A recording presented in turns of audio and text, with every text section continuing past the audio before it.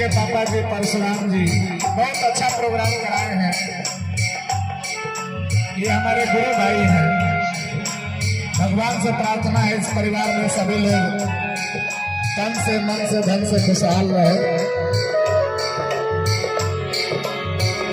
और पढ़ना चाहूंगा, मुझे चाह कर जाने को रख लेना। और देखिए हमारे महात्मा जी, ये हमारे दूल्हे राजा रवि जी के मौसा जी हैं और मौसा जी के तरफ से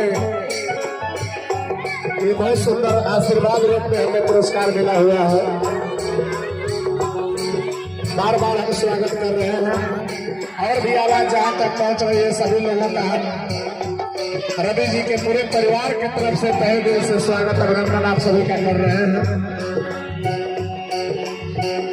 और दूल्हे राजा के मौसा जी की तरफ से